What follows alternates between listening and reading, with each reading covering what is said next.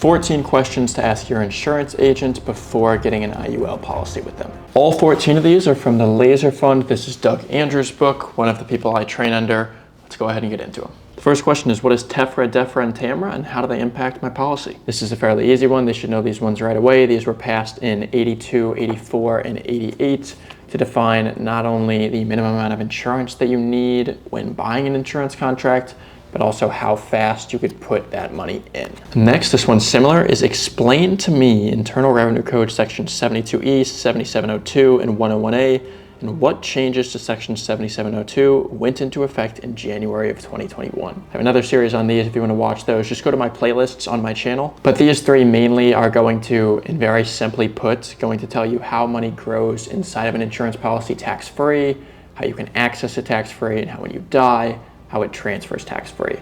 They're much more intricate than this. On a high level, that's probably a sufficient answer when you're asking your agent, but very simply put, those are what they essentially do. Third is, what's a guideline single premium? Generally, this is going to be how much money you actually put into the policy. So if you were funding a policy with $1 million over 4 or 5 years, the guideline single premium should be $1 million.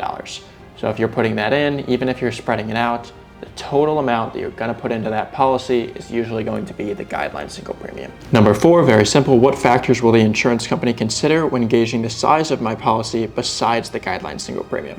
It's your age, your gender, your health, and in some cases, your net worth or income, depending on how big it is. Number 5, what size policy would someone have on average who is a non-smoking 6-year-old with a guideline single premium of $500,000?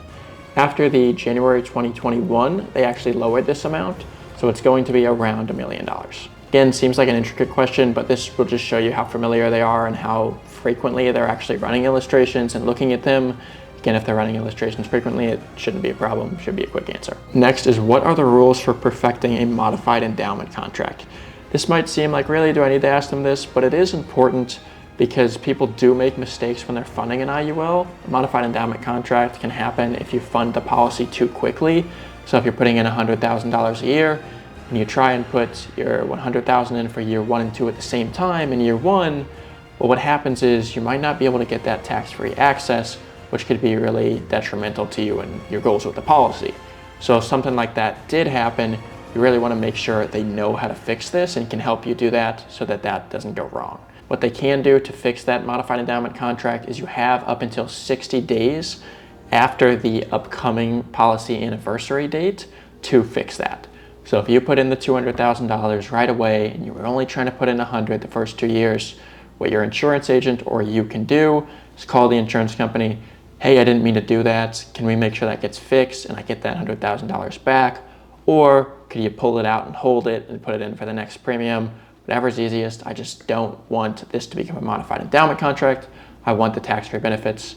That is how they would fix that. Next is, how can an insurance company earning 4 to 5% on their general account portfolio afford to credit a policy 5 to 10%? This is simply just by linking to an index. Your money's not in the market, it's linked to it. This is important because, yeah, your insurance agent might understand that there's a 0% floor and a 10% cap, for example, but if they don't know how that's possible or why that's happening, probably a red flag. What the insurance company is actually doing is they're taking that money, say you have the $500,000 in there, they put it in a general account portfolio and they credit you, again, let's say it's that 4 to 5%, and with that 4 to 5% gain, they're buying upside options. And then with those, they're able to credit your account based on a floor and a cap. Really should know this. This is pretty basic for an insurance agent. 8 is, how can policyholders experience 1 to 2% higher payouts than average index that they are linked to? So this is referring to, how can an IUL provide a higher net spendable income?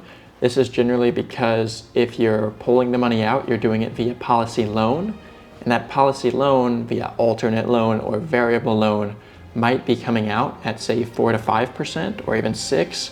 But if your money's averaging 7% on average, well, your money is growing at 7, but you're pulling it out at 6, so you're still getting a 1% spread on money you've already pulled out. And that's how. Next, who runs your policy illustrations? If your insurance agent doesn't run them yourself, not a good thing. There's a lot of people who will go and prospect and tell people, hey, uncle or grandma, you should get this IUL. It looks great. And they'll go back to their agency. Hey, can you run this illustration? I don't really know how to do it, but I'll get a 50% commission and I'll split it with you if we do that. Not a good thing. You want to have annual reviews with your agent so they can kind of check in, see how the policy's going, make sure the plan's good. And if they're not even running their own illustrations, probably aren't going to be sufficient enough to do well in those. Next, if I maximum fund an IUL laser fund, it's just an IUL contract.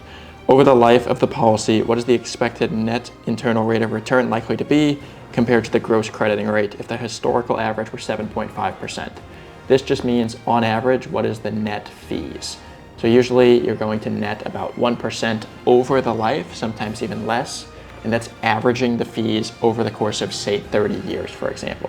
So if you're averaging 7.5 historically, your net IRR might be 6.5%. How long have you been structuring these types of policies? Do you have access to several different types of IUL policies, and how many have you put in place? The different types is important. If they're just, even if they have only one company, but they're only using one product, probably not good, because there's different products for different needs, different ages, that sort of thing. Do you specialize in maximum funded index universal life policies, or do you handle other types of insurance as well? Of course, you want this to be their main thing. This one's important. How many insurance companies do you represent? Do you only work for one company, or are you an independent producer representing multiple companies? If you only have one, it's not the reddest flag of all time, but knowing that they have multiple companies, again, here is good for diversifying. They're familiar with different products and their pros and cons.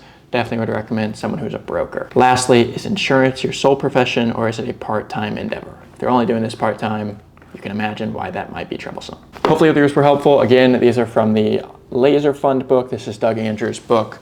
Took all of them from there, and this is chapter 12, what can go wrong and how to prevent it. If you found any of this helpful, I will continue to put out videos like it. Subscribe below, and I will see you in future videos. Bye-bye.